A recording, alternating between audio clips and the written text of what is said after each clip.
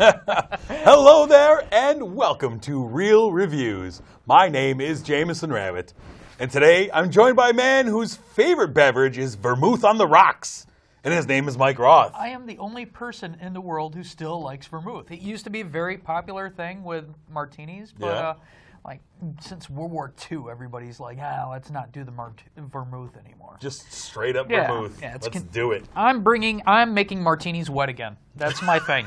That sounds dirty, but I like it. So, Mike, it is 2017 as we talk. It is the first episode of the new year. Happy New Year. I should have a little spinner, a little noisemaker, maybe a kazoo thing, whatever. That'd be kind of cool. Yeah, maybe. But so it's 2017, which means we're wrapping up 2016's movies and moving into the junk land that is January. I have a feeling we're still going to be talking about 2016 for a while just because of the limited releases. We have a lot of, we do still have some coming out, but... you want to join that argument? Facebook has a post about it. Yeah, we're a little frustrated with the slow rollout of 2016's films, but it happens every year now. But the first movie that I have to talk about on the marquee this week is a film called Lion from director Garth Davis. And it is a film about a young boy named Saru. Saru lives in India with his older brother, his little sister, his mother. It is very poor. They are below poverty. And in order to find work, Saru and his older brother, Gnu is probably about 15 and decides to go several towns over to find work to help support the family. Saru is about 7 years old at this point, and he begs his brother to let him come with. Please let me come with you. Please, please, please. So they hop on the train. They go. When they arrive in the town where the work is supposed to be, Saru is very tired. It's the middle of the night, and he does not want to get up, does not want to go. So his older brother says, okay, stay here on this train platform. I'm going to go find work. I'll be right back. Just wait for me. So young Saru climbs onto this abandoned old decommissioned train and falls asleep and awakens in the morning to the train hurtling down the tracks towards who knows where. That's not too decommissioned. Yes, well, it's a decommissioned train that they're sending off to be torn apart. He is shipped 1,600 kilometers to Calcutta, where they speak a different language. He does not quite know the town's name that he is from. Nobody knows what he's saying. And this movie is, it's two parts. The first part is following this young Saru as he struggles. You get a stat in this movie that each year, Mike, 80,000 children go missing in India. Oh, wow. Every year, 80,000 children. This movie does a really good job. You'd think someone would find at least one of them. Yeah, well, this movie does a good job of really showing you the overcrowding and the poverty of Calcutta and India. And he goes through different things of, you see him sleeping on the streets with other homeless kids. They all kind of band together. Groups of adults come out at night to grab these kids for nefarious means. That happens quite a bit. This movie really showcases that hunger and being snatched into slavery are always close at hand when you're a kid on the streets. At one point, he's taken in by a seemingly really nice lady who's there to take care of him. He finds out that she's got ulterior motives for him as well. She's planning on selling him away. He is taken into an orphanage, in which time he is placed with a family in Australia. And so family led by Nicole Kidman and her husband adopt him, and later on another kid from India. And we flash forward 20 years. We come to him. He's 20 years later. He's very well-to-do. This family has been very good. He's well off. And now Saru is played by Dev Patel. And he's adapted a little bit to his new life, but he suffers a lot of guilt that his brother and his mother have probably never given up looking for him. And he's like I say, really guilty about it. And there's this weird trigger. He's eating at one point. He's in love with this girl played by Rooney Mara. Mm-hmm. They're college students. And they're at a party. They have Indian food. He takes a bite, and it triggers this massive thing where suddenly his entire personality shifts, and he becomes obsessed with finding his family. And he really doesn't know where they are. really has one landmark in particular that he knows.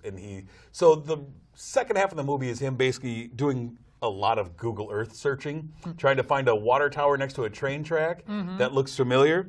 And it's a ton of searching Google Earth. And it becomes this obsession that he's trying to hide.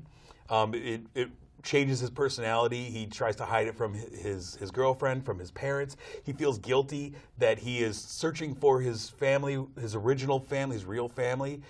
Feels guilty that, to his adoptive parents that it might make them feel like they're not good enough. Yeah. And so this swirl of emotions about being a missing child who has never been able to find home, doesn't know where home is. And he struggles with this is it even worth it thing? Like, what's going to happen? Even if I find them, is it worth it? And, he begins to see, like, his brother and his mom everywhere. He begins to see things all over. And it just, like I say, becomes this constant obsession of him searching Google Earth. The movie is really powerful. There's a lot of really impactful scenes, especially the young kid, Sunny Pawar, who plays the young Saru, is really great. I've never seen him in anything. He's really good.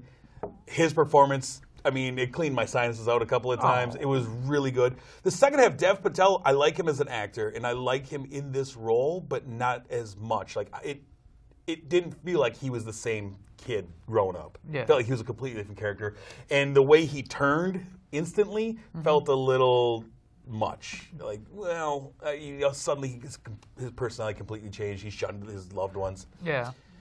The movie's really powerful. It's really good, and it really shows what it's like to be that. And it's a true story. At the end, we meet all of the real life players that are involved in this story. It's a true story? It is a true story. Oh, wow. Yeah.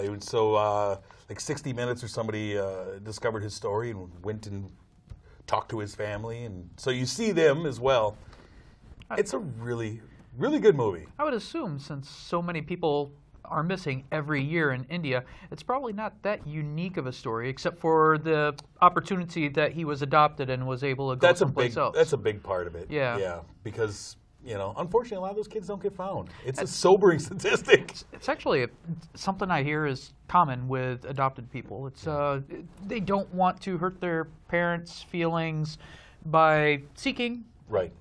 But at the same time, they feel like they have to seek. They have to know that part of them. Yeah. So I recommend it. I gave it 4 out of 5 stars, teetering on 4.5. I wish that second half was a little stronger compared to that first half. It was much more impactful, but definitely go see Lion if you can. It's well worth it. Yeah, awesome. Yes, sir. I will see it once it comes to Marcus Theaters. I hope you do. What do you have, sir? I have Why Him. This is pretty much the last of the Christmas movies. We have Bryan Cranston. He is this paper manufacturer, or he makes print. And his business isn't doing as well as it used to, and he's dealing with that, along with the pains of being kind of separated from his favorite kid. Yeah, he has 2 kids, but you could tell by all these pictures that his older daughter, is his favorite. Steffi's number 1. And she's away at college. So she has some news. She wants the family to meet her boyfriend, and they go out to California to meet him, and he is... just a loose cannon. He has no filter. He says everything that's on his mind, even when people tell him, hey, maybe that's inappropriate, he just goes right into something else that's inappropriate. Bryan Cranston plays Ned Fleming. Of course, the person that goes off the hook with his lifestyle is James Franco plays Laird Mayhew. Yeah, Laird. He also is coupled with kind of a house servant or a life coach of some sort. He's the estate manager / life coach. Gustav, played by Keegan-Michael Key. Yes. He's been in a lot of stuff this year, by the way. Yeah. This movie is pretty much just a hilarious happenings. Something crazy happens. Ned really does not like the James Franco character. James Franco tells him, hey, by the way, I want to pop the question to your daughter, but I'm not going to do it unless I have your blessings. And it's a mismatch of mishaps for a couple hours on, trying to get his acceptance. Yeah, and it's full-on Franco in this movie.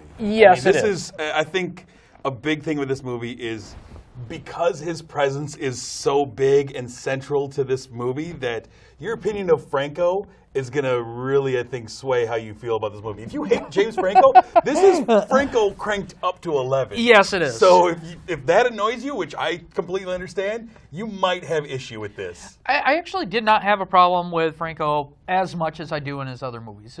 Most of his movies seem to revolve around the idea that he smokes weed, and this one, yeah, he does, the but inappropriateness of him. But it's not a constant through the whole thing. I liked the balance of Bryan Cranston and Laird. I like those two guys. I mean, the battle between them and how Cranston, you would think, well, he's just the good guy. Yeah. But, you know, he's your everyman surrogate. But he also, you find out that, yeah, he thinks he's doing the right thing, but he's also pretty selfish about how he's going about things. You mentioned Keegan-Michael Key. Gustav was the best part of this movie. He really is. Stealing scenes left and right. His character was hilarious. They have this very Pink Panther thing, which they were very self-aware of, where Gustav has to attack Lard every once in a while just to keep his senses up. Yep. And they mentioned this in the movie, and it went to a point where I was actually, okay, I get it. You guys stole it. You could stop rambling about the Pink Panther for about 5 minutes. We get the joke. Yeah, it's there's a lot of interesting moments. Kaylee Cuoco shows up as the disembodied voice of their like Siri surrogate that runs the house. I The thought voice that was of pretty Kaylee cool. Cuoco is Justine, who's always there, always listening. Creepy and cool. Super creepy. Yeah, I enjoyed that. I like Megan Mullally as Barb. Ned and Barb. If you couldn't find two more Midwestern plain Jane names. I thought they had a celebrity kind of cameo at the end that I thought was a little bit too much. I really didn't think they used Cedric the Entertainer as much as they should have. He was a co-worker at the printing place and barely visible in this movie at all. Yeah, there's some things I really enjoyed about it. I really like Cranston. I liked him feeling like he was on an island because everyone else kind of glommed on to Laird. He kind of wrapped his tentacles around him. Yeah. And how he's the dad in crisis because he feels like he's losing his daughter. Yeah. And the emotions that go through that. You know, I liked that part of the movie. And it felt like every time they were on screen together, it was fine. But when he would just kind of be Franco and Zoe Deutsch. Deutsch. Anytime it would just be them, like, I don't really like Franco very much in this. No. You know, it was like, I need to have something to balance him. I need Cranston to balance him out. Otherwise, it's too much. He's overboard, and I don't like it. I'm one of those people who would really like to like Franco. Yeah. But it makes it tough. Yeah, I just... And that's kind of the part of the movie, though, right? Jonah Hill writes this because he knows how people feel about Franco and Seth Rogen and that crew. It's like, yeah, you either love us or hate us. There's a lot of people that hate us. Yeah. And so it is basically taking that personality, the tabloid personality, and just like putting it out there. Yeah. I like there was a hilarious hacking scenario in this one that I kind of enjoyed. Yeah, I remember that. Was fun. Yeah. You know, you get with Zach Perlman. Yeah, I thought that was a lot of fun. One of my big issues that was driving me insane throughout this movie is they needed somebody, a continuity guy on set to follow continuity because it was driving me nuts. Franco has this very prominent tattoo of Steffi on his pec. And it comes and goes throughout the movie. Really? And it was driving me nuts. Because once I started noticing, he's constantly shirtless or wearing a tank top. Yeah. And sometimes it's there and sometimes it's not. And little things like these were popping up all throughout the movie where I'm going, come on, guys. You didn't realize he doesn't have the tattoo on today when you filmed? Or, come on, you didn't realize this or that? All these things started to really bother me. It's the mole gag from... It's not. It never works. It never works. Yeah, I mean, it was better than I thought it would be. I was really expecting this to be a stinker. I like parts of it. I did kind of like half of how it ended. I didn't like the celebrity cameo, but I did like that it was a little bit unexpected, kind of. I think if you take Gustav out of the movie, it's a full Star Wars. Yeah, he's great. Definitely. Keegan-Michael Key was amazing in this. And I like how he's popping up in everything. And good. I was talking to someone recently about how Keegan is like in all these movies, just small parts, including Keanu, which I enjoyed earlier this year. He had a big part in that. And she's like, oh, which ones? And I'm like, You know what? I totally forgot. I'm sorry. But I know I've seen him at least 3 or 4 times this year. Talented guy. So I'll give my score. Why him? I gave 2.5 out of 5 stars. There we go. Yeah. Enjoyable for parts, annoying for parts. You know what? Totally agree with you. Ooh. Yeah, 2.5 for me also. Hey, put it down. I think it could have been better. Obviously. I don't know. I just couldn't stick my finger. Maybe it's because I got to get used to James Franco. He's going to be around forever. It's another forgettable Christmas movie from this year, though, unfortunately. The last film we have on the marquee this week is Fences, from director and star Denzel Washington. It is a reprisal of the Broadway play that has been Tony Award winning, and Denzel was recently in, as well as with Viola Davis as co-star in this. They were on Broadway, and they decided to do the big screen version of it. They did the Broadway yes, also? They wow. did. They were in 2010. They both won awards for doing it on Broadway, and Denzel said, let's put a camera in front of this thing, make it a movie. And so this movie does feel it feels like a stage play. Yeah. It's shot like a stage play. And that is the one thing that actually bugged me about this. Yeah. This movie... I mean, you can tell I'm sorry, you go ahead. No, you can tell immediately that it's based on a stage play. Yeah. It's very dialogue-driven. You could tell, this would be one set that they'd be on for a large amount of time. The camera's kind of in one spot. Well, they had some cliches that are something that you only see in plays. Yeah. And I did not know while watching this that this was a play. But when a character came in, Gabriel, I was like, you know what? This kind of feels like a play to me. He would be coming from off stage. Yeah, you can feel it. Yeah. And some of the dialogue changes or life changes in the movie felt very much like I'm watching an act. Yeah. Yeah. So what it is it's 1950s Pittsburgh. Denzel Washington plays a man named Troy Maxson. Troy Maxson. He's a blue collar guy. He and his friend Bono, played by Stephen Henderson. They're a couple of blue collar guys. Fast-talking guys. They like to spin stories. Oh, yeah. This movie, race is a huge issue throughout this movie. It is the 1950s. And Troy Maxson has a lot of animosity bubbling beneath the surface with him. You can tell there's a lot of issues going on. He's been carrying a lot of hurt from some perceived slights going back to his baseball days, where he was a great baseball player in the Negro leagues. And he remembers himself as being great, and he's carrying a lot of hurt over.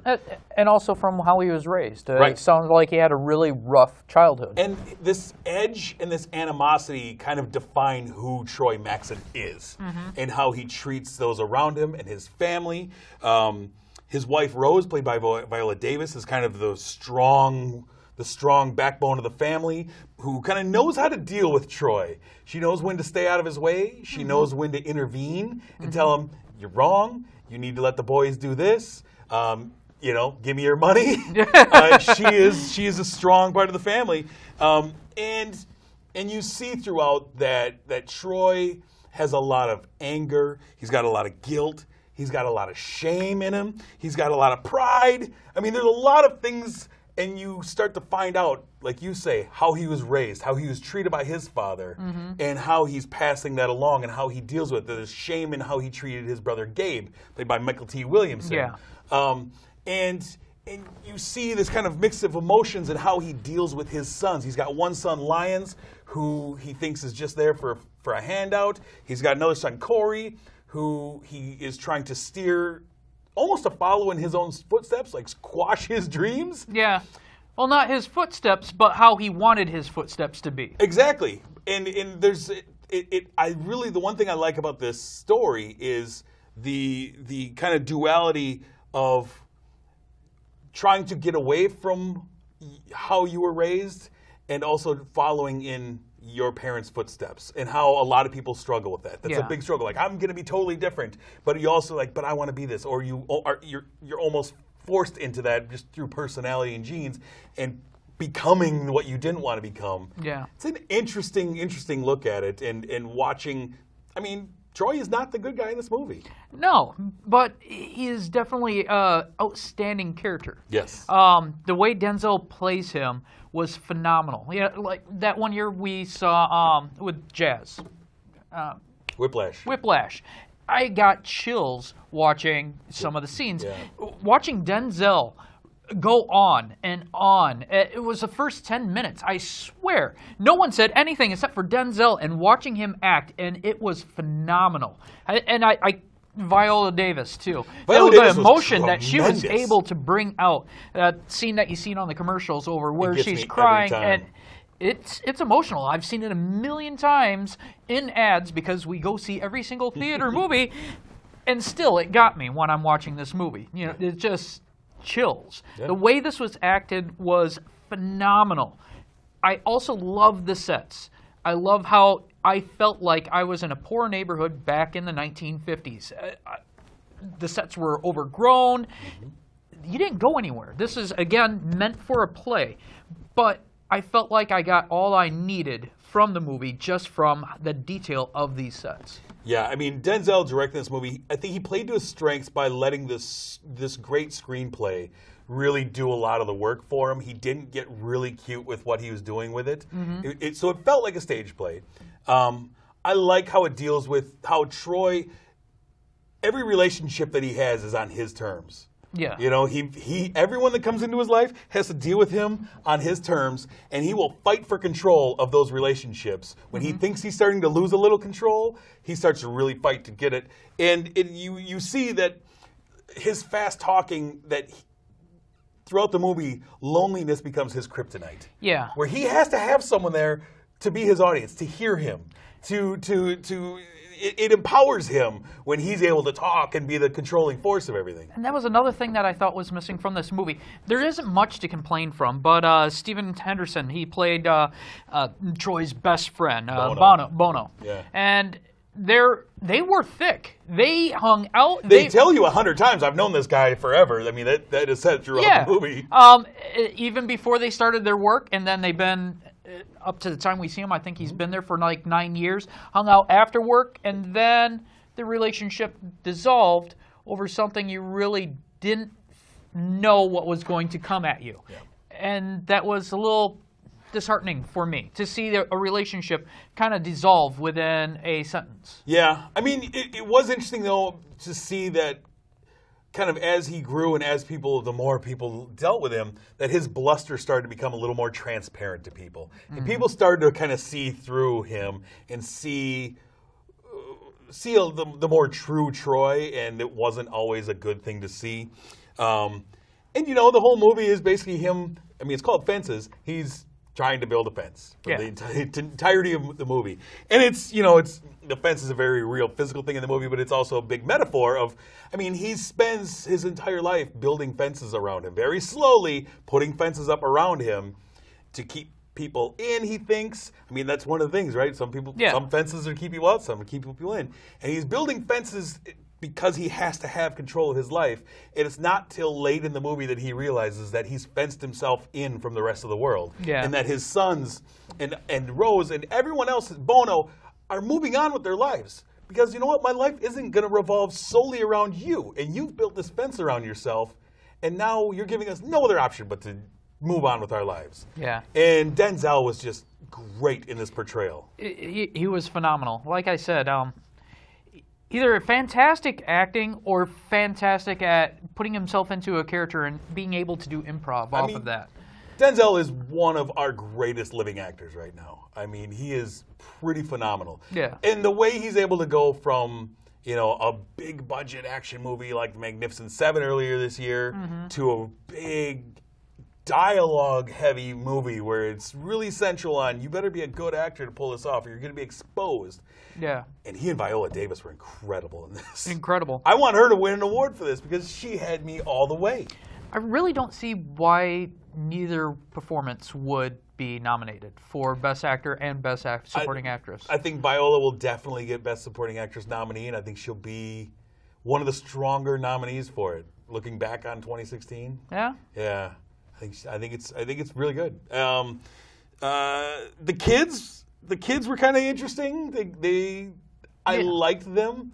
I liked Lyons a lot. He had a really cool arc to him. I liked how he just wanted to have his father kind of acknowledge him. Exactly. And their relationship, Troy had him at a very young age. I'm guessing maybe 15 or something like that. And therefore, like a child, didn't want to jump into fatherhood and kind of ignored that entire segment of his life. Yeah. And when Lion comes back, he's like, hey, Dad, can you come see me play? That's all I want. Can you just be a part of my life? Yeah. And it was just like he said with Troy and his fences. He's like, no, you're over here just for money, and I got stories for you. Yeah. And that was as far as that relationship was. And even though you saw Lion all throughout the movie, it was always him reaching out for his dad, and his dad saying, Slapping you're that really hand great, away. but right here, arm's length, please. Absolutely. What did you give Fences? I gave it a 4. I would have given it a much higher rating due to the set and the performances. I did not like how I felt like it was a play, and I don't like how some of the life situations just kind of felt like it fell out of nowhere. But otherwise, it had a great script. I just didn't like the flow. I absolutely agree. I gave it 4 out of 5 stars for pretty much the exact reasons you gave. So we agree 100% on that one. Wow. Let's take a look back, perhaps, at a movie, a little throwback movie. Let's go back. Mike, I say the year 2000. Okay, well, Some people call it Y2K. you know, there is a movie out there, just off the top of my head, Meet the Parents by Jay Roach. Hey, that sounds a lot like Why Him? It is. It's kind of like the reverse of the movie, where in Meet the Parents, you have Robert De Niro. He plays Jack Barnes. He's a uber conservative, very protective father. And Ben Stiller would love to marry his daughter. He heard he kind of overheard on a phone conversation that he kind of needs the father's permission to ask for her hand in marriage before asking for the hand. So he goes to meet them, and wow, are they different people? You got Ben Stiller. He is Greg Fokker, who I'm sure you know from the other movies, Meet the Fockers and stuff like that. He is a nurse. He is Jewish. He is kind of a compulsive liar too, because he can't. And he's full on Ben Stiller, jittery, nervous. And you have Robert De Niro, who used to be part of the CIA, who looks at this nervousness as, you know, some sneaky you're outsider type thing, and kind of catches him on a lot of his lies and stuff. Sometimes through outside means like a lie detector test, or there's a lot of suspicion going on in this movie. It is a very slapstick movie. It's one of the better comedies of 2000. Don't see the sequels, though. No. Avoid all sequels that say meet the anything. Yeah. Shut them down. Yeah. Don't do it. Don't meet the Fockers or the little Fockers. Or the Crumps. Don't just go walk see away those from it guys. all. Yeah, no doubt. Good movie, though. I enjoy it. It's a lot of fun. Let's take a look ahead at what is going to be coming out the weekend of January 13th. We have 3 movies that will be on the marquee that week. The first one, I'm afraid to even say the name of it, Mike. It's Bye Bye Man. The curse is on us. Well, now I'm thinking. I know. The second one is Monster Trucks. I cannot wait to talk about this movie. This movie has a history, brother. They've been advertising this since spring of last year. We'll talk about it soon enough. The last one is Sleepless. Jamie Foxx is out trying to find his kidnapped son. Will he find him? I hope so. I'm guessing he's going to lose a lot of sleep. Is Liam Neeson in it? Yeah, I hope so. Before we leave you, of course, we want to thank our sponsors, Marcus Theaters, the Palace here in Sun Prairie. Thank you so much for sponsoring our show. We do appreciate it. We love some Dream Loungers, especially if they're heated on a nice cold day. Yeah, that's a new really enjoy installment. that. Yeah. If you want to find more from us, I would recommend you go and check out. We've got a ton of episodes up on our YouTube channel. We would love subscribers on that.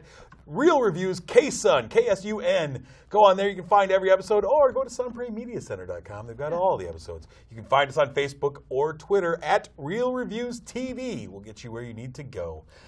KSUN have our very first episode? No, it does not. I think it has the most recent 100 episodes. Yeah. Yeah. Just 100? 96 to be exact. Wow. I know that. Next week, we are going to be talking about Hidden Figures, Underworld 5, and A Monster Calls. Till that time, though, I'm Jameson. I'm Mike Roth. Thanks for watching.